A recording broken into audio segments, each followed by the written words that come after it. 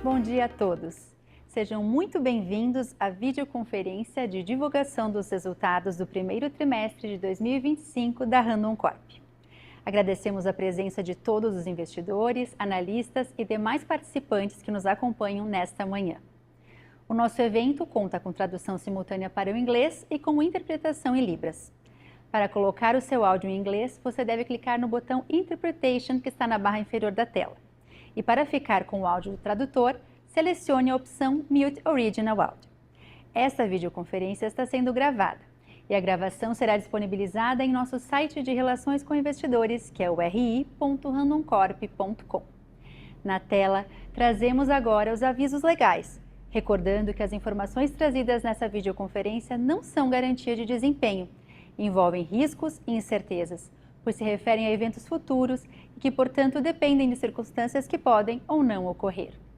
Em nossa agenda do dia, teremos a mensagem do presidente da Randon Corp, Daniel Randon, os destaques do trimestre apresentados pelo CFO e DRI da companhia, Paulo Prignolato, o detalhamento dos resultados do período abordados pelo diretor de Finanças e de Relações com Investidores, Esteban Angeletti, as perspectivas para os próximos meses trazidas por nosso CEO, Sérgio Carvalho, e, por fim, a nossa sessão de perguntas e respostas, conduzida pelo gerente de RI e Finanças, Davi Bassichetti, e que também contará com a participação do diretor de RI da Frase Mobility, Emerson de Souza. Para participar da sessão de Q&A, você deve seguir as orientações que estão na tela. Lembrem-se que vocês podem indicar a sua participação a qualquer momento do evento. Eu passo agora a palavra ao Daniel para dar início às apresentações. Bom dia a todos. Iniciamos mais um ano animados com tudo que fizemos e ainda pretendemos fazer na Randon Corp. Vocês têm acompanhado o ritmo intenso de movimentos relevantes que realizamos nos últimos anos e o maior deles, sem dúvida, foi a aquisição da Daconsa, empresa de reposição mexicana, que adicionou resultados importantes já no primeiro trimestre de 2025.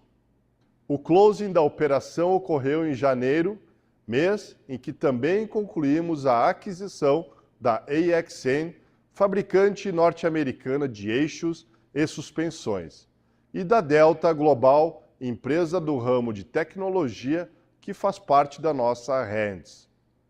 Essas empresas vieram para reforçar ainda mais a transformação da Randon Corp em uma das protagonistas do setor de mobilidade global. Com elas, não apenas acessamos novas geografias, como ampliamos a diversificação de nossos negócios, o que é fundamental para atravessar momentos complexos como os que estamos vivendo, e que serão depois explicados pelos nossos executivos. As capturas de sinergias devem começar a dar frutos nos próximos meses e contribuirão de maneira importante em nosso desempenho futuro. E falando no que está por vir, outro movimento que anunciamos em abril e que fortalecerá ainda mais nossos negócios em médio e longo prazo é a parceria estratégica da Rands com os fundos High Growth do Patria Investimentos, que nos permitirá acelerar nosso plano de crescimento com maior digitalização, que é fundamental para esse tipo de segmento, e ampliar nossos canais de venda. A transação está em processo de aprovação dos órgãos competentes e esperamos sua conclusão entre setembro e novembro deste ano. Outro anúncio que fizemos após a nossa última divulgação de resultados foi da mudança de governança na Randon Corp, com a continuidade do nosso plano de sucessão. Estamos fazendo a transição do Sérgio Carvalho de forma muito construtiva. Nosso comitê executivo está bem estruturado, com um time muito competente à frente dos nossos negócios. A partir de 1º de setembro, o Sérgio passa a ser nosso Senior Executive Advisor, ao mesmo tempo em que eu e o Anderson Pontalti assumiremos novas posições na Randon Corp e na Frase Mobility. Durante a preparação da divulgação do primeiro trimestre de 2025, nós realizamos ainda a divulgação do nosso guidance, a nossa Assembleia Geral Ordinária e Extraordinária e evento com investidores na Automec. Sobre o Guidance, eu gostaria de mencionar que ele é bastante realista sob a ótica que temos do mercado de hoje, e o Sérgio irá abordar mais na fala dele. Com relação à Assembleia, eu destaco a aprovação de todas as matérias, dentre elas a reeleição de nossos conselheiros de administração e a alteração da razão social da companhia, agora para a Randon Corp SA, em linha com a marca que adotamos há 2 anos. Por fim, finalizo a minha participação agradecendo aos mais de 40 investidores que participaram do nosso evento Investidores na Automec. São em momentos como esse que conseguimos mostrar que a Randon Corp possui soluções para diversos setores econômicos e que tem ampliado seus negócios em segmentos mais resilientes, como a reposição. Apesar do cenário bastante desafiador no curto prazo, temos convicção que nossos pilares estão alicerçados em uma base bastante sólida. Estamos empenhados em seguir avançando neste ano, principalmente focados na integração dos novos negócios, na busca das sinergias e na redução de nossa alavancagem. Passo agora a palavra ao Paulo para a sua apresentação. Obrigado, Daniel. Um bom dia a todos. Para falar dos resultados da Randon Corp, é necessário destacar mudanças significativas que tivemos em nosso ambiente de negócios no início desse ano. Como vocês podem ver na tela, os números de caminhões do primeiro trimestre de 25 foram bons e cresceram tanto na produção quanto nas vendas. No entanto, o que esses números não revelam é uma mudança do mix, no qual os caminhões pesados perderam representatividade frente às demais linhas. Isso ocorreu especialmente pelo aumento das taxas de juros, pois outros fatores seguem positivos, como a forte colheita de grãos com a expectativa de safra recorde. Este cenário macroeconômico também afetou fortemente a demanda de semi-reboques. Embora tenhamos queda na casa de 15% a 16% em produção e vendas, se focarmos apenas nas linhas vinculadas no agronegócio, a redução é muito mais expressiva, próxima a 40%. Os volumes do primeiro TRI estão sendo puxados principalmente pelo segmento de carga industrializada, os quais temos menor exposição. O cenário positivo está na reposição, com um elevado nível de passagens de veículos em oficinas mecânicas, impulsionado pelo aumento da frota circulante e ambiente desfavorável à compra de veículos novos, e nas exportações de semi-reboques, com a retomada das vendas especialmente na Argentina e no Chile. Focando no mercado internacional de forma mais ampla, o grande ponto de atenção, sem dúvida, são as incertezas relativas às políticas tarifárias. Nesse momento, entendemos que para a Randon Corp há mais oportunidades a serem exploradas do que ameaças com relação a este tema. Mas ainda como o restante do mundo, estamos atentos aos desdobramentos que novas mudanças podem acarretar nos negócios. Partindo agora para os nossos principais indicadores, destaco que a receita líquida avançou no comparativo trimestral, suportada principalmente pelas novas aquisições e demanda aquecida do mercado de reposição. O Esteban vai nos trazer mais detalhes depois, mas ressalto que atingimos marcos muito importantes nesse indicador e que buscávamos há bastante tempo, que é o aumento da representatividade das receitas internacionais e do segmento de reposição em nossos negócios, pilares estratégicos do nosso crescimento. Por outro lado, tivemos impactos da desaceleração das vendas para o agronegócio, penalizando especialmente a nossa vertical montadora, e a atualização do ERP de um cliente relevante da vertical autopeças e também da nossa controlada Schroeder. Ambos interferiram na dinâmica dos negócios, afetando não apenas a receita, mas também as margens do período. Ao analisarmos a margem EBITDA ajustada, verificamos estabilidade no comparativo trimestral, mesmo diante dos desafios que enfrentamos os resultados das empresas adquiridas, especialmente da Dacons e EBS, que têm um bom nível de geração de caixa e atuam no segmento de reposição, além do crescimento das receitas internacionais, que possuem melhor rentabilidade quando comparadas ao mercado doméstico, também contribuíram para este indicador. Com relação ao resultado líquido, tivemos uma redução relevante no período. Nós não apresentamos valores ajustados para esse indicador, porém gostaria de ressaltar o impacto de um fator não recorrente, que foi a parcela final do earn-out da Hércules, afetando o resultado em aproximadamente 70 milhões de reais. Adicionalmente, nosso resultado financeiro foi afetado negativamente pela taxa de juros atual e pelo aumento do nosso endividamento, a fim de financiar a nossa expansão não orgânica. Esses fatores, aliados ao maior nível de investimentos, afetaram também o nosso ROIC. Passando ao nosso endividamento líquido, vocês podem observar no gráfico em tela a variação entre o fechamento de 2024 e o primeiro trimestre de 2025. Realizamos captações relevantes para a aquisição da Dacomsa, da EXN e da Delta neste trimestre, além de integralizarmos capital da Adiante. Os montantes vocês podem verificar no capítulo de investimentos, em nosso release de resultados. Além disso, tivemos uma maior necessidade de capital de giro, especialmente na rubrica de estoques. Isto ocorreu por dois fatores. Modelo de negócios e distribuição da Dacomsa, que exige maior disponibilidade de mais produtos prontos, e ao maior número de semi-reboques em estoque da vertical montadora, pela forte desaceleração do seu principal segmento de atuação.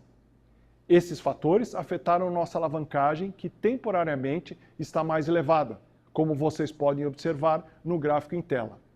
Eu destaco que os nossos covenants financeiros estabelecem alavancagem de 3,5 vezes o EBITDA dos últimos 12 meses, sendo apurados ao final do exercício e consideram o EBITDA pro forma das aquisições. Ao calcularmos nossa alavancagem, considerando essa premissa, o indicador fica em 3,2 vezes, e ajustando o EBITDA pelos não recorrentes, chegamos a aproximadamente 3 vezes. Reforço que um dos nossos grandes objetivos desse ano é a redução da nossa alavancagem, especialmente com a captura de sinergias e a integração de nossas unidades, que são fortes geradoras de caixa. Agora trazemos na tela alguns dados sobre o nosso endividamento. Como vocês podem ver, o aumento da taxa de juros reflete no custo de capital total da dívida, que hoje é majoritariamente em moeda nacional. Estamos trabalhando em diversas alternativas para melhorar o perfil da nossa dívida, como o aumento do prazo médio e a redução do custo médio ponderado, que já conquistamos nesse trimestre. Finalizo a minha parte trazendo informações sobre a Randon Corp no mercado de capitais. Apesar da valorização da nossa participação em Fras-le Mobility e de evidenciarmos o nosso valuation do nosso negócio de consórcio e seguros na parceria com o Pátria, nosso market cap apresentou queda de cerca de 30% no período. No entanto, nossa liquidez média diária aumentou para 25 milhões de reais. Além de realizarmos pagamento de JCP em janeiro deste ano, deliberamos em assembleia o pagamento de dividendos no montante de 15,3 milhões de reais, a ser iniciado no dia 3 de maio. Tem direito ao recebimento os acionistas com ações na data base de 30 de abril. Passo agora a palavra ao Esteban. Bom dia, pessoal. Agradeço por estarem conosco em mais uma videoconferência da Randon Corp. Conforme Daniel e Paulo já destacaram até aqui, vivemos um trimestre bastante intenso, cheio de entregas relevantes sobre a ótica de estratégia, mas também bem desafiador no campo do ambiente de negócios. Eu começo trazendo as informações sobre nossa receita líquida.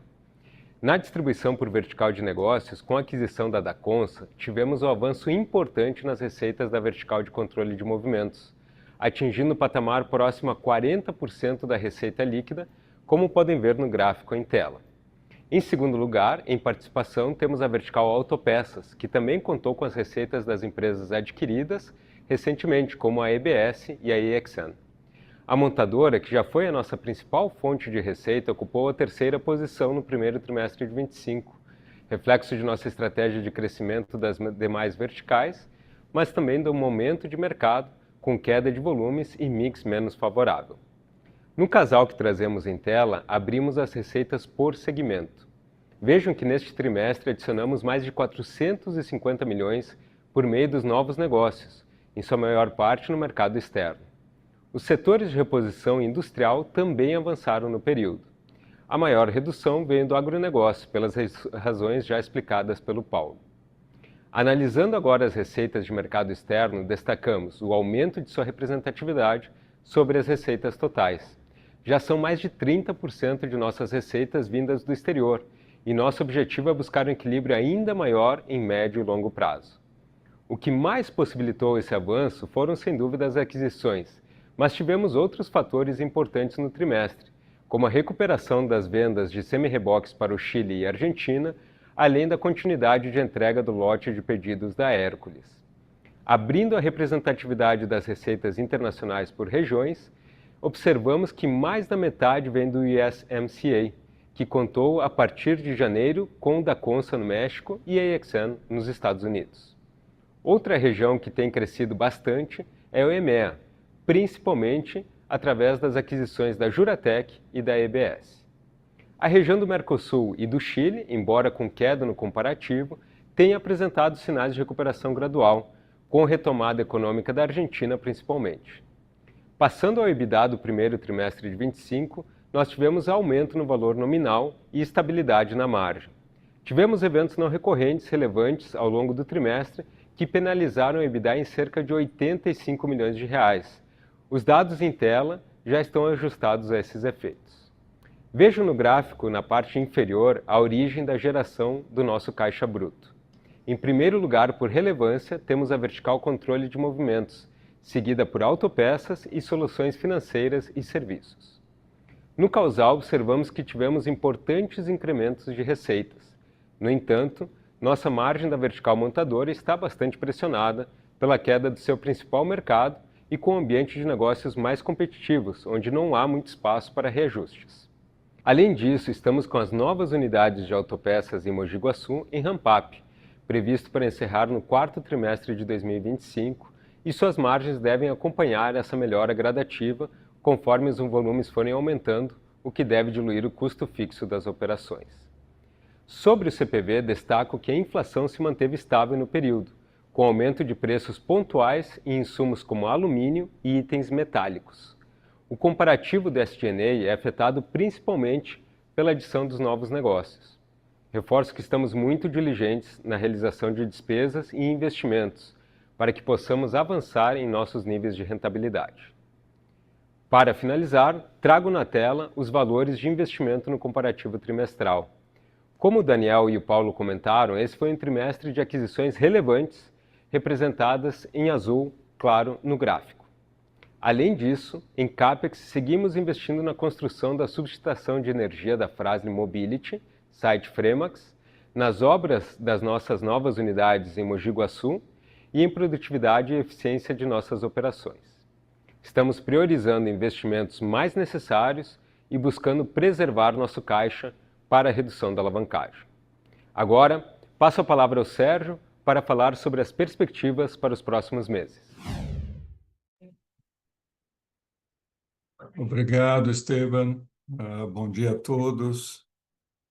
Como vocês puderam observar pelas falas do Daniel, do Paulo, do Esteban na apresentação de hoje, o ano de 2025 será um ano muito desafiador.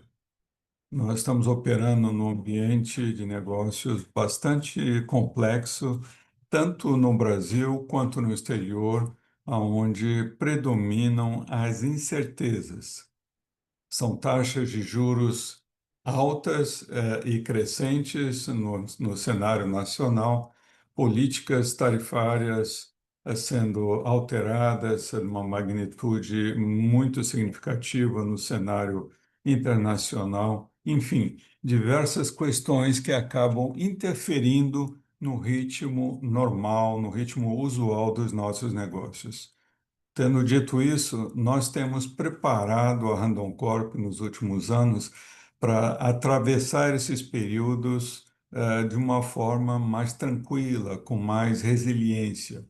E não é à toa que hoje as receitas de reposição da Randon Corp estão num patamar bem maior do que o que nós tínhamos no ano passado. No material que vocês receberam, nós reportamos aí nesse primeiro trimestre algo como 46% da receita da Randon Corp, em termos globais, elas vêm de reposição. Nós entendemos que esse segmento traz essa resiliência que nós buscamos. Mas para que nós pudéssemos crescer na reposição, nós realizamos investimentos relevantes, o que fez com que, nesse momento, tenhamos um pico em nossa alavancagem.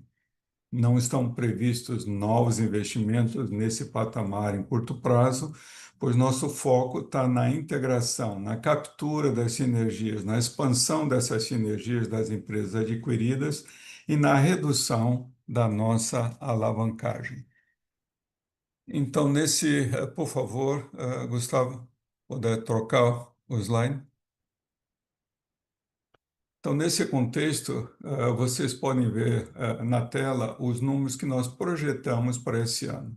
Sobre a nossa receita, nós acreditamos que fecharemos o ano entre 13 a 14,5 bilhões de reais, e tudo isso suportado número um, pela adição de receitas vindo das aquisições, movimentos não orgânicos, pela boa demanda do mercado de reposição, bem como uma demanda positiva, uma maior participação nossa no mercado de caminhões com as operações da Suspensis e da Castertech lá na região de Mogi Guaçu.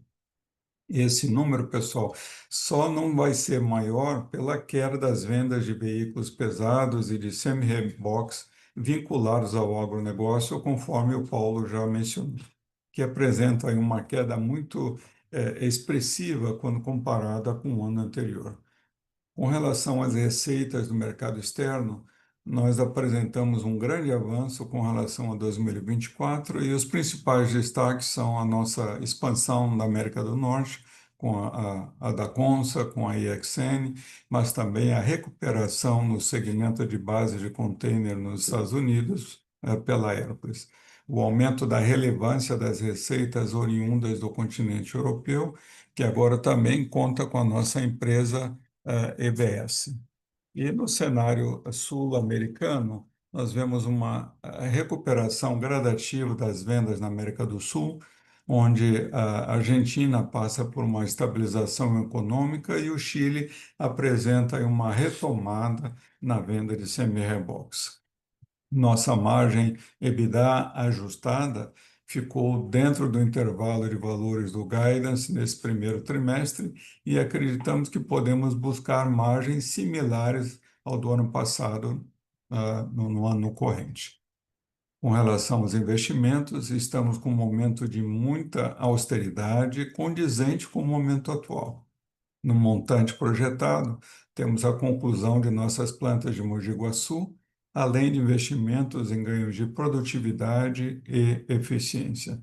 Todos os números obtidos nesse primeiro trimestre de 25, relativos aos indicadores do guidance, estão muito em linha com o que projetávamos para esse período. Agora eu encerro a parte de apresentações de hoje e passo a palavra para a Caroline para iniciarmos a nossa sessão de perguntas e respostas. Obrigado, Sérgio. Obrigado aos demais executivos que realizaram as suas apresentações. Nós vamos iniciar agora a nossa sessão de perguntas e respostas. Vocês não me escutam? Sim? Então, nós vamos iniciar agora a nossa sessão de perguntas e respostas. Vocês podem participar seguindo as orientações que estão na tela. A nossa primeira pergunta de hoje vem do Gabriel Tinen, analista sell-side do Santander. Bom dia, Gabriel. Estamos liberando o teu microfone. Pode fazer a tua pergunta. Bom dia, pessoal. Obrigado pelo espaço. São duas perguntas do meu lado. A primeira mais focada aqui no segmento de trailers como um todo, né? Eu sei que o mercado como um todo ele tem passado por um momento um pouco mais complicado, a demanda impactada ali por juros mais altos, uma maior competição. Mas do lado de vocês conseguem dar um pouco mais de cor sobre quais são as iniciativas que vocês têm trabalhado, principalmente para ganho de eficiência, melhoria operacional e até um pouco da questão de time, se puderem passar para a gente também, quando de fato a gente veria essas melhorias de fato. E um segundo ponto, mais focado aqui no earnout da Hércules, né? Se vocês puderem comentar um pouco mais sobre essa transação, um pouco mais sobre se ainda existe algum valor pendente, outras cláusulas que eventualmente demandariam novos desembolsos futuros aí. Do meu lado é isso, pessoal. Obrigado. Obrigado, Tinem, pelas perguntas. A primeira aqui eu vou passar para o Esteban. E é importante ressaltar, né, que num ano que a gente está vendo realmente no mercado de trailers aqui com mais dificuldade, a gente não está parado, então a gente tá tendo ações aqui na empresa. Esteban pode comentar melhor. E o Paulo, na sequência, Paulo, peço para você poder apurar e trazer um pouco mais de detalhes sobre o earnout aqui da Hércules. Esteban, começa com você. Legal, obrigado, Davi. Obrigado, Tinem, também por participar da nossa videoconferência e pela pergunta. Acho que é importante contextualizar o momento de mercado da montadora, né, do semi-reboque como um todo. A gente está passando por um momento onde não só temos queda de volumes na ordem de 15% a 20%, mas principalmente mantém, né, se tem continuidade a mudança de mix para um mix menos favorável para o nosso portfólio de produtos, né? A gente está falando, quando olha por famílias de produtos, aqueles produtos que estão destinados ao agro, que é o caso do graneleiro e do basculante, está caindo com 40%, uma queda ainda maior, né? E o que está sustentando ainda um pouco o volume de mercado, para que essa queda seja menor, são os produtos mais destinados aí a cargas industriais, a varejo, né? Onde a gente naturalmente não tem tanta competitividade, né? Dito isso, né, a gente tem, acho que, duas separações aqui, né? Quando a gente olha para mercado, a gente tem o entendimento de que os ativos que estão hoje rodando, destinados ao agro, né, transportando mercadorias do agro, eles estão tendo uma taxa de utilização maior, dado que a safra está vindo bem, né? Ou seja, eles devem estar rodando de uma forma mais intensa, deve estar tendo uma utilização mais intensiva, ou seja, a depreciação dele está sendo maior. E se o cliente não está ou está optando por não renovar nesse momento, seja para preservar o dinheiro, ou seja, para evitar uma alavancagem maior, no momento que a taxa de juros cair, a gente deve ter um duplo impacto no volume, né? Seja por uma renovação que ficou retida, né, por um tempo maior do que o normal, e aí ele vai precisar fazer essa renovação de uma forma um pouco mais acelerada, seja pela expansão de frota, né? A gente já viu esse cenário em 2018, 2019, 2020, depois de 3 anos onde o mercado não vendia nem o equivalente para fazer a renovação da frota. E aí depois a gente acabou tendo esses 3 anos aí com volumes muito superiores aos 3 anos anteriores, né? Então, isso do ponto de vista de mercado, a gente acredita, a gente enxerga aí uma possibilidade de recuperação motivada por isso.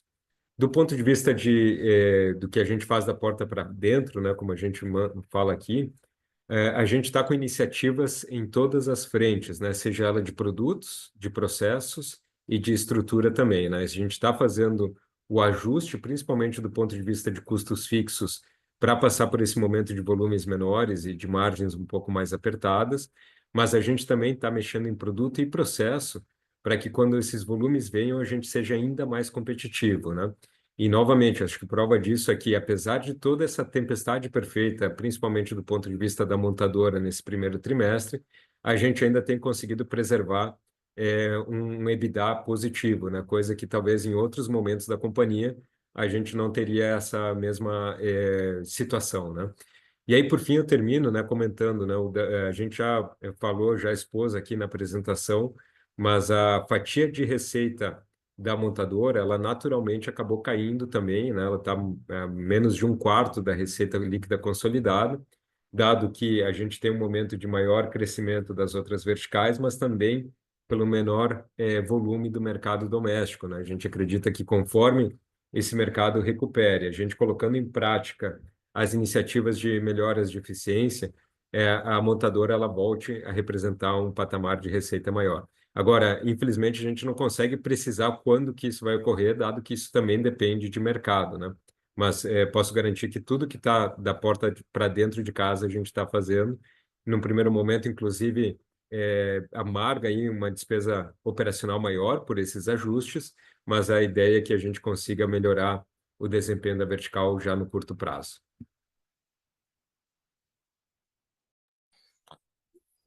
Paulo, agora passo para você então falar sobre o earnout aqui da Hércules. Bom dia, vocês me ouvem bem? Sim. Perfeito. Pessoal, muito obrigado aí por estarem conosco nesse Q&A. E, Gabriel, obrigado aí pela pergunta sobre esse tema do earnout da Hércules. Então, esse valor faz parte do valor devido aos vendedores, né? Por conta da aquisição, e eu posso afirmar que essa é a parcela final, ou seja, não existem outros valores em aberto, tá? Então, o montante ele estava ligado ao desempenho do EBITDA, da Hércules, né? No ano seguinte à aquisição, ou seja, novembro 22 a novembro 23. Né?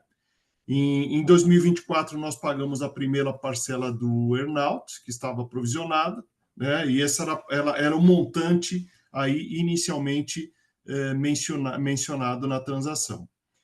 E nas demonstrações financeiras de 2024, nós destacamos que a negociação ela continuava em andamento, né?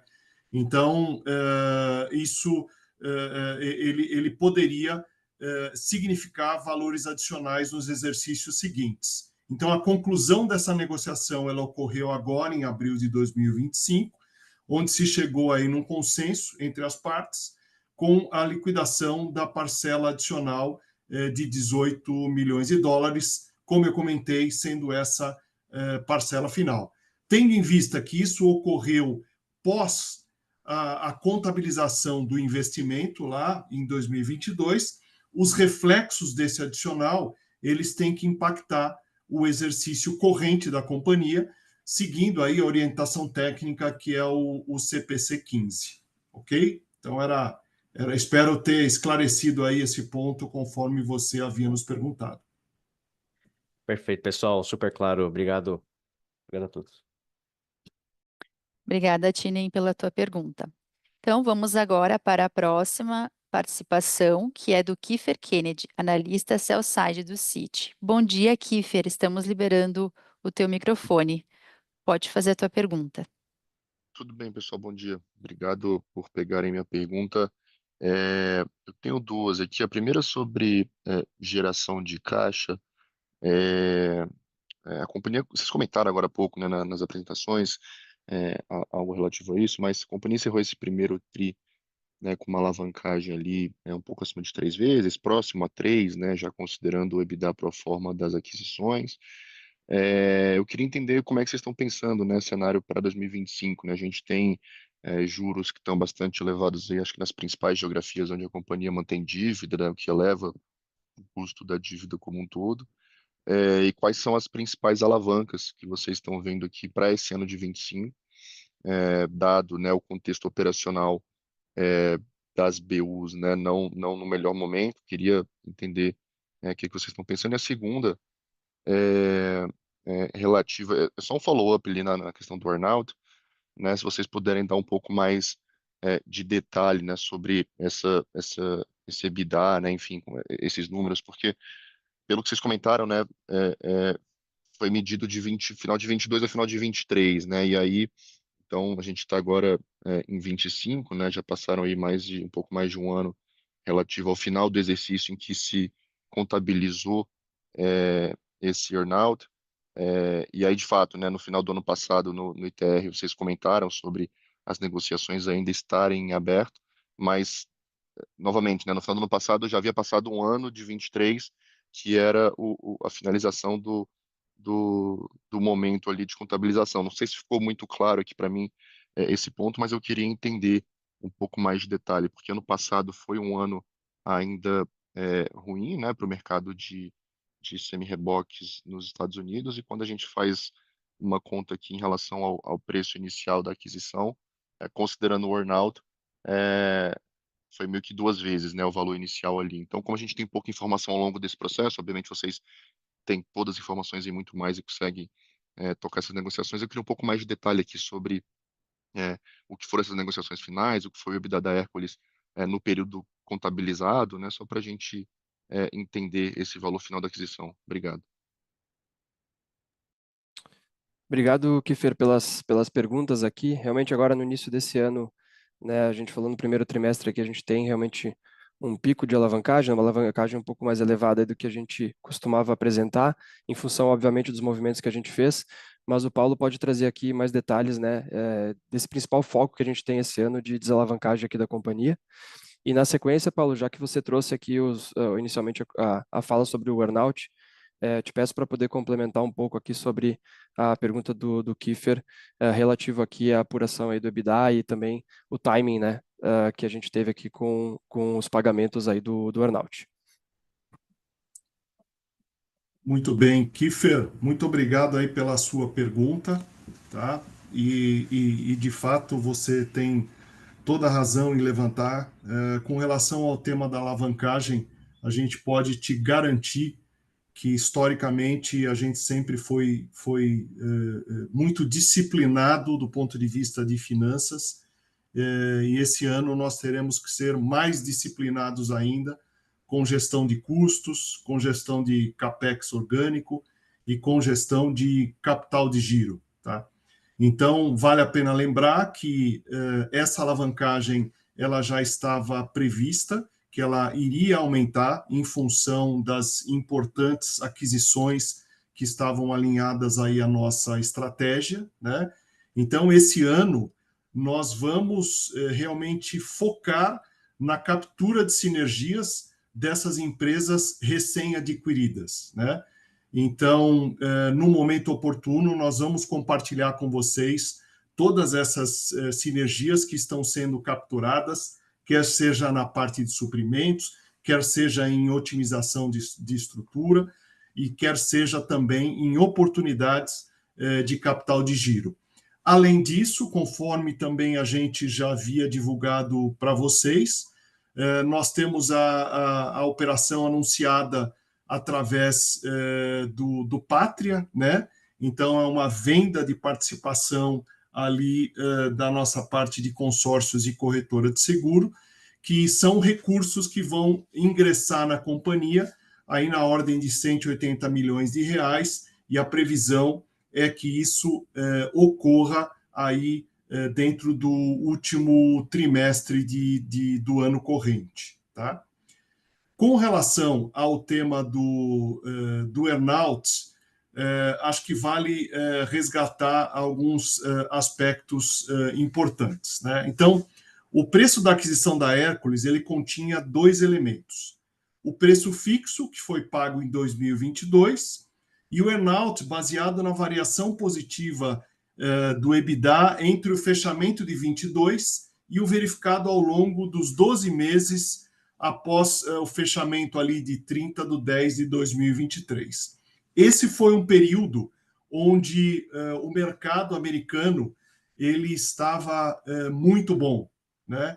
E claro, principalmente em discussões de cálculos de earnouts, muitas vezes pode haver dúvidas de entendimento entre as duas partes. Então, por essa razão, no ano passado, nós fizemos o pagamento daquilo que a gente entendia que era o valor devido, e também reforçamos que haviam negociações em andamento com a outra parte, né? E é algo que se estendeu e que foi concluído agora em abril de 2025, tá? E então, esta parcela que foi paga agora em abril de 2025, após aí a conclusão do entendimento entre as partes, é a parcela final e ela foi registrada, como eu comentei, no resultado corrente do exercício. Tá ótimo, obrigado, pessoal. Nós que agradecemos a tua participação. Vamos então para a próxima pergunta. Ela vem do Gabriel Rezende, analista sell-side do Itaú BBA. Bom dia, Gabriel. Pode fazer a tua pergunta. Obrigado, Caroline. Bom dia, pessoal. Obrigado pelo espaço aqui. 2 pontos aqui do nosso lado do Itaú também. Se vocês puderem comentar um pouquinho sobre a expectativa de rentabilidade da parte de peças para os próximos trimestres, né? A gente viu ali uma margem perto de 12% nesse tri. Vocês comentaram de alguns efeitos pontuais que impactaram negativamente no primeiro tri, mas enfim, queria só confirmar se a gente já poderia ver um patamar um pouco melhor agora de rentabilidade já no segundo trimestre. E aí também conectando o call aqui com o call de Fras-le ontem, né, o Emerson está aqui presente, a gente chegou a discutir ontem no call de Fras-le um patamar de alavancagem do grupo, desculpa, da Fras-le, que poderia ali girar em torno de 2 vezes até o final do ano, talvez ligeiramente abaixo disso. Como que vocês veem esse patamar conversando aqui com o grupo como um todo? Obviamente, tendo em vista, a gente entende que tem muita incerteza aqui no ano, o juros está flutuando, as operações estão flutuando, mas enfim, se vocês puderem calibrar um pouquinho a direção aqui para a gente e como que deve ser esse patamar no final do ano, seria ótimo. Obrigado. Obrigado, Gabriel, pelas perguntas. Esteban, eu começo com você aqui para detalhar um pouquinho mais, não só as margens de autopeças agora desse primeiro trimestre, mas o que a gente espera para os próximos meses. E Paulo, já endereçando aqui uma sequência, né, da sua resposta sobre a alavancagem na pergunta do Kiefer anteriormente, se você puder então agora trazer esses outros elementos aqui, considerando também a Fras-le, né, que está no momento de maior alavancagem dado a aquisição de Dacomsa, como isso também conversa aqui com a alavancagem consolidada. Então eu passo para o Esteban aqui começar e depois Paulo na sequência, por favor. Obrigado, Davi. Obrigado, Gabriel, também por acompanhar o call, pela pergunta. Bom, a margem de autopeças desse primeiro trimestre, ela foi mais pressionada, né? A gente comentou no release, tivemos fatores internos e externos, né? Olhando para fatores externos, a gente fala de um cliente importante que demanda um volume significativo dessa vertical atualizando seu sistema e com isso interrompendo a sua produção, né, momentaneamente, tendo uma disrupção na sua produção momentaneamente. E a gente também teve fatores de mercado, né, onde apesar do volume de produção, o Paulo nos apresentou, volume de produção e vendas não ter sido afetado significativamente, mas quando a gente olha o componente das famílias em si, aquela família onde nós somos mais expostos, né, que é a família de pesados, essa sim tem uma queda um pouco mais significativa, o que acaba interferindo diretamente no volume e na diluição de custos fixos dessa vertical. Quando a gente adiciona esses fatores externos ao fator interno, que é principalmente o ramp-up das nossas unidades de Mogi Guaçu, da Suspensys e da Castertech, a gente acaba entregando essa margem que é um pouco abaixo daquela margem usual para essa vertical, né, que geralmente transita entre 14% e 16%. Aí sim, novamente, né, fazendo analogia com a vertical da montadora, dentro de casa a gente está atuando para fazer esse ramp-up o mais rápido possível e aí com isso entrar a diluição de custo fixo, né? A gente, novamente, no primeiro trimestre, a gente tem a despesa da nova operação, ela não está num nível ótimo de rentabilidade, de produção ainda, né? Mas a gente tem no plano, assim, que ela, conforme vai aumentando esse volume faturado, vai trazendo essa diluição de custo fixo, né? Aproveitando para trazer uma atualização, a gente já fez o primeiro faturamento para a Mercedes, né, referente àquele contrato de fornecimento do eixo dianteiro, e a Suspensys também, né, então fazendo esse faturamento, aí começa já a contar o ramp-up dentro do plano esperado. A Castertech Mogi também, desde o ano passado, ela já vem faturando, ela já atingiu um ponto de break-even, já no primeiro trimestre, então a tendência agora é que, com maior volume, ela ajude a melhorar a rentabilidade da vertical como um todo. Devolvo aí para o Paulo, então, Paulo, para comentar um pouquinho sobre a alavancagem esperada aí também. Gabriel, bom dia. Obrigado aí pela participação, obrigado pela sua pergunta. Bem, com relação à alavancagem, né, nós reportamos então justamente o pro forma sem os eventos não recorrentes e com o EBITDA das empresas adquiridas, já ficamos ligeiramente abaixo de 3 vezes EBITDA, né?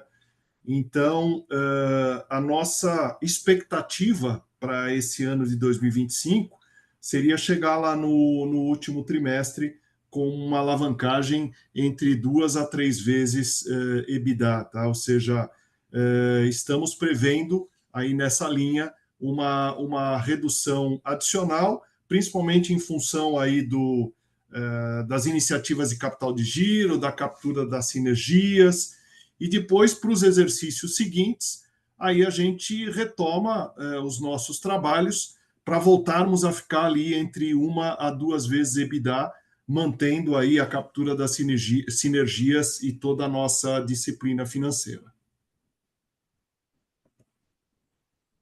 Tá claro. Obrigado, Paulo. Obrigado, Esteban. Bom dia para vocês. Bom dia. Obrigada, Gabriel, mais uma vez pela tua participação. Nós vamos agora para a próxima pergunta, que vem de Lucas Lag, analista sell-side da XP. Bom dia, Lucas. Pode fazer a tua pergunta. Bom dia, obrigado, Carol. Bom dia, pessoal. Obrigado pelo espaço. Tenho uma pergunta, acho que vai em linha com o comentário do Paulo, acho que na questão acho que de valuation do grupo como um todo, né? A gente viu esse movimento com o Patra ali para operação de consórcios seguros, né? Acho que se pegar essa operação de consórcio já é um ativo maduro, né? Assim, pensando no nível de lucro ali que essa operação gera.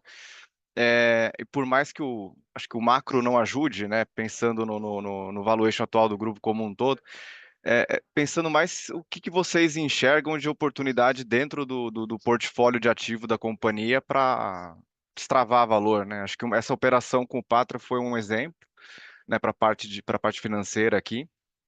Mas pensando se existem outras alternativas aí de destravamento de valor que vocês enxergam dentro do portfólio de ativo da Randon, né? E para mitigar acho que esse macro difícil ainda, né? Porque a gente compartilha com a visão de vocês, né? Você tira frase, tira consórcio seguro, parece um valuation exageradamente descontado, né? Só que essa parcela também acaba sendo pressionada no curto prazo por juros e esse ambiente macro difícil, né? Então é mais pensando o que daria para fazer né, pensando no portfólio de ativo para destravar valor. Não sei se vocês discutem buyback, acho que no contexto atual difícil, né? Pensando no foco em desalavancagem, mas se é algo que vocês discutem para frente, enfim, entender um pouco a cabeça de vocês em relação a esses pontos. Obrigado.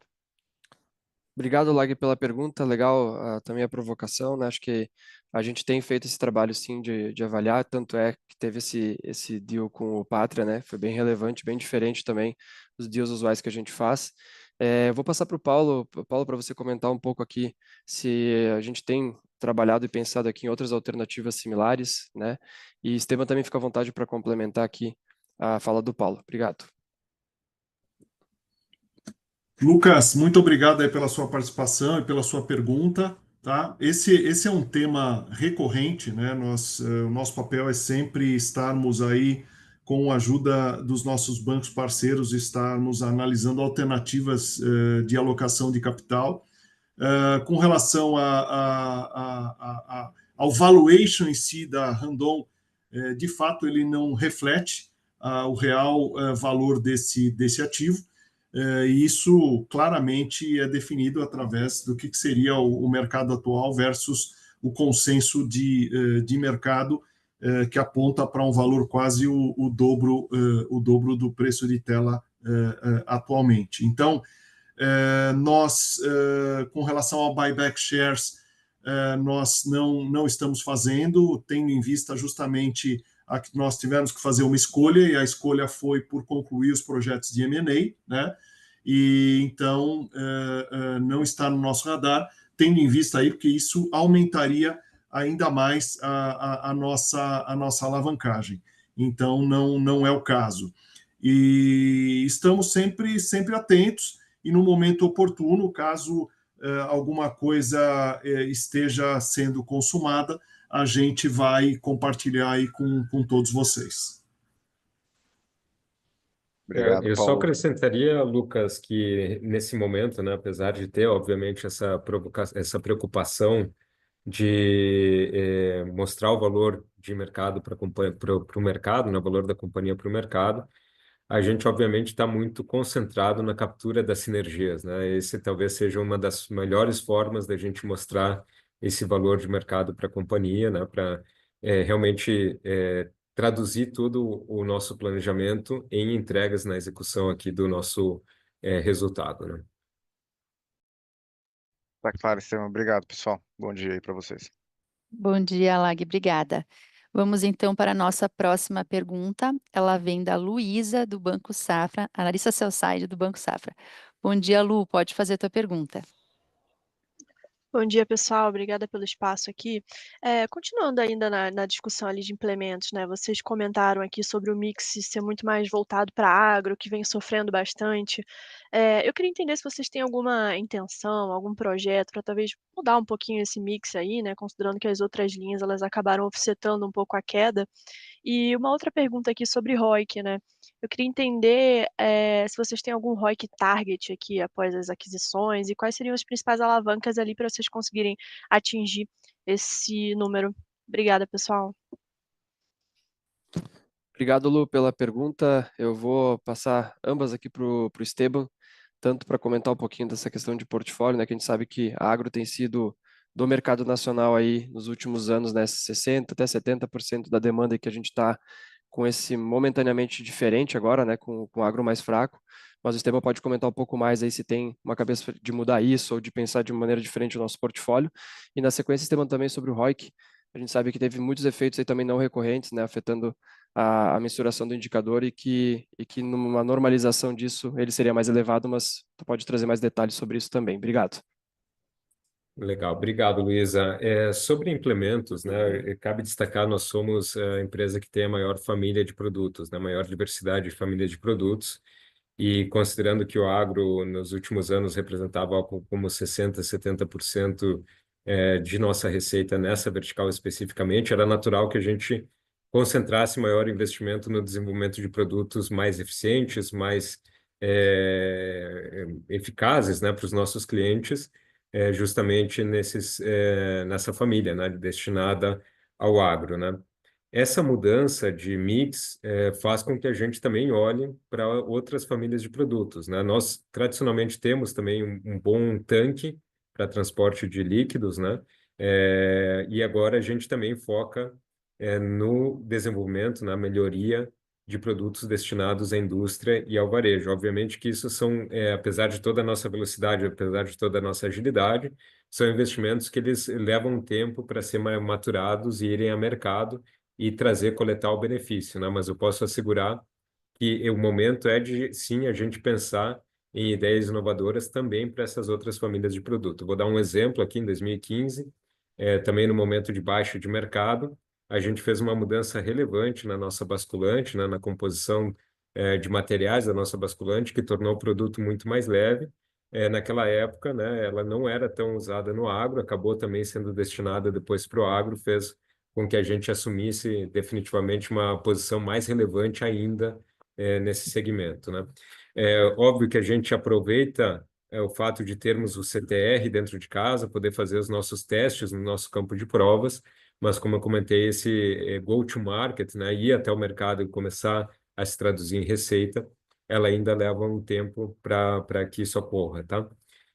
Comentando um pouquinho sobre o ROIC, nesse trimestre nós tivemos impactos tanto no numerador quanto no denominador, né? E acho que, de novo, é uma tempestade perfeita também para esse indicador, pelo fato de que nós tivemos um aumento significativo no capital investido, né? Seja pelo aumento de NCG das adquiridas, seja pelos estoques da própria Implementos, mas também tem que lembrar que a gente teve um aumento de capital investido em Mogi Guaçu, tanto na Suspensis quanto na Castertech, que ainda não está contribuindo na parte do NOPAT, né, na parte do indicador de retorno, né, na parte de rentabilidade. Então, isso também é um fato que, conforme a gente vai ganhando escala nessa unidade, trabalhando também na redução do denominador, né, no capital de giro empregado, a tendência é que a gente vá melhorando esse indicador. Com relação ao target, obviamente, a gente busca um ROIC spread positivo, né, que seja superior ao nosso custo de capital. Não posso entrar em mais detalhes qual que é esse target, mas obviamente que a nossa preocupação é gerar valor, sim, para o acionista, para a sociedade como um todo, tá? Tá ótimo. Obrigada. Obrigada, Luísa. Vamos agora para a próxima pergunta. Ela vem da Andressa Varoto, analista sell-side do UBS. Bom dia, Andressa. Estamos liberando o teu microfone. Pode prosseguir. Bom dia a todos, obrigada por pegar a minha pergunta. Queria tocar em dois pontos, né, follow-ups aqui rapidamente. O primeiro, né, ainda em relação à montadora, vocês mencionam no Lease uma dinâmica competitiva mais intensa, né? Queria pegar um pouco mais de detalhes, assim, do que vocês vêm vendo aí de movimento dos competidores, assim, fora a própria dinâmica desafiadora que de fato torna mais difícil repasses de preço, né? E um outro ponto seria em relação a Hércules e essa questão de tarifas e volatilidade nos Estados Unidos, né? A Hércules já estava previsto, né, que com o pedido do ano passado, com entregas esse ano, teria uma melhora. Acho que essas tarifas impactam, digamos, o macro, né, americano, eventualmente gerando postergação de investimentos. Queria saber se vocês já sentem isso em termos de novos pedidos para Hércules ou ainda não. Obrigada. Obrigado pela pergunta, Andressa. A primeira parte aqui eu passo para o Esteban para até complementar a resposta dele anterior aqui sobre implementos. E na sequência, Sérgio, eu vou lhe pedir para poder comentar não só na questão da Hércules, mas eu acho já que você está aí nos Estados Unidos e também teve rodadas de conversas aí com associações, trazer um pouco da visão aí de como é que tem as questões das tarifas estão pegando não só para o negócio da Hércules, mas para os nossos outros negócios e também para o próprio mercado norte-americano. E isso, em paralelo, vai conversar com uma pergunta aqui do José Otero, que nos mandou aqui por escrito, né, pedindo também como estão a captura de sinergias com as novas empresas, né? Então, já que a gente tem a EXN também no mercado norte-americano, a própria da Consa, né, ali no México, se você puder apanhar também esse comentário junto, né, da percepção aí sobre o mercado norte-americano e as tarifas, eu agradeço também. Obrigado. Oi, Andressa, obrigado pela pergunta aqui, né? Começo lembrando, né, nesse trimestre a nossa vertical montadora, ela representou 1/4 da receita, mas é importante falar sobre isso também, né? O cenário competitivo ele está mais desafiador porque a maior parte dos concorrentes também vieram aumentando capacidade nos últimos anos e também na virada do ano construíram um estoque de produtos prontos que acaba pressionando o preço, né? Então você imagina com estoque de produtos prontos, né? Selic a 14, 15%, né? Machucando muito o capital de giro carregado, de se pensar, e efetivamente ocorre isso, uma pressão de preço muito grande, né? Por outro lado, o que eu destaco aqui é que a gente tem conseguido enfrentar essa pressão de preço, mantendo a nossa participação de mercado, a liderança no mercado, e ainda assim a gente conseguindo sustentar uma margem EBITDA positiva, né? Isso é fruto de todos os ajustes que já foram feitos no passado, a nossa diligência em manter esse cinto apertado durante o período, né? Mesmo no período de que houveram volumes maiores, né? E também agora, nesse momento, a continuidade desses ajustes para que a gente possa passar por esse período de preços um pouco mais pressionados, tá? Em relação ao ambiente competitivo, a gente também sabe que um momento de volumes menores ajuda a limpar mercado, né? Ou seja, a gente também acredita que alguns concorrentes vão acabar saindo, né? Não vão ter pulmão, não vão ter capacidade financeira suficiente para passar por esse período, e no momento de retomada, a gente viu isso ocorrer em 2018 e 2019, novamente. No momento de retomada, a gente tem um cenário onde existem os concorrentes que acabaram ficando mais fortes, como foi o nosso caso. A gente acaba se beneficiando desse vento de cauda, né, do volume maior pela renovação e pela expansão de frota também. Espero ter respondido a sua pergunta e passo para o Sérgio comentar então um pouco sobre esse cenário no mercado americano e a captura das sinergias. Obrigado, Esteban, obrigado pela pergunta. A primeira parte da tua pergunta, falando um pouquinho sobre a Hércules e o nosso contrato com esse cliente, em antecipação, digamos assim, a possíveis tarifas e riscos, o que a nossa Hércules fez, ela antecipou compras de matéria-prima de tal maneira que, para esse ano de 2025, o risco que nós temos com esse grande contrato que nós estamos trabalhando e produzindo, o risco econômico associado a isso, ou a exposição que nós temos para a inflação advinda desse momento norte-americano, ele é muito pequeno. Nós compramos muitas matérias-primas em antecipação, então nós estamos, de uma maneira geral, bem blindados. Tem exposição? Tem sim, mas ela é muito pequena. Acho que essa era uma parte da sua pergunta. Eu estou realmente, como o Esteban falou, nos States nesse momento. Eu faço parte de uma entidade relevante aqui nos States que tem lidado com o governo americano no tema associado às tarifas. E não tem tema, obviamente, mais relevante que esteja sendo discutido aqui. E a verdade é que as incertezas, a volatilidade, ela é tão grande que é difícil de se fazer qualquer afirmativa sem correr o risco de ser leviano ou excessivamente pontual e não ter a visão das consequências. Mas o que se sabe é que existe um objetivo do governo de fomentar a manufatura doméstica norte-americana, número um. Número dois, de se desconectar da China.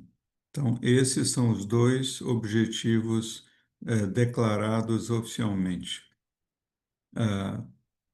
As tarifas para o Canadá, para o México, para o Brasil, tarifas do aço, tarifas do alumínio, reciprocidade de tarifas, tudo isso está levando a uma estagnação. Todos os investimentos, todas as atividades no mercado americano estão entrando em compasso de espera para que se tenha mais visibilidade sobre aquilo que vai acontecer. No evento de ontem, um grande transportador usou a expressão, perdão, ele estava dirigindo num com neblina intensa e não conseguia ver a luz no fim do túnel, né? Então, o objetivo dele era continuar movimentando o seu veículo, mas com muita apreensão, com muito cuidado, porque não se sabe aonde tudo isso irá acabar. Já se tem notícias de diversos setores aqui, onde demissões estão acontecendo, os volumes estão caindo, ah, o abastecimento vai ser afetado. Nos próximos 30 dias vão começar paralisações por falta de produtos. Esse tipo de situação está sendo desenhada e tendo vista.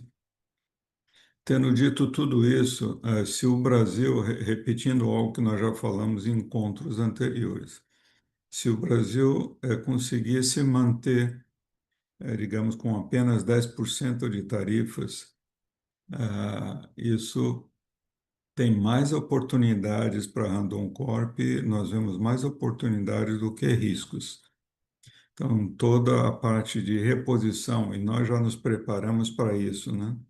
Estamos no México, 95% daquilo que a gente faz no México fica no México, portanto, não tem um risco ali imediato. Apenas 5% são exportações, a maioria deles para os States, mas quem alimenta o mercado de reposição de pistões norte-americanos são os chineses. Na medida que os chineses não venham a alimentar mais o mercado americano, para a nossa recém-adquirida da Consa, e o Emerson está aqui conosco para confirmar isso, é uma oportunidade gigantesca para a nossa Fremax de forma análoga. Então, para as nossas autopeças, isso pode sim representar uma oportunidade muito grande. Então, nós vemos hoje mais oportunidades para nós do que nós vemos riscos, mas não sabemos ainda qual é o jogo final. A nossa adquirida EXN já tinha um plano de fazer uma maior integração doméstica, então ela está antecipando esse plano para ter um conteúdo doméstico maior. Então, as empresas adquiridas nos States, a Hercules está indo muito bem, com resultados muito bons esse ano. Nós temos, ela já passou por uma queda muito grande de mercado o ano passado, e pelo fato dela ter feito todo esse ajuste, né, que foi o ano passado, mesmo com ventos contrários, a expectativa é que no segmento que ela atua, ela vai ter mais consistência de volumes. A AXN desempenhando bem, com seus planos de maior integração, com maior conteúdo local norte-americano, e as oportunidades. Tem várias empresas nossas trabalhando fervorosamente e com oportunidades para alimentar mais o mercado norte-americano.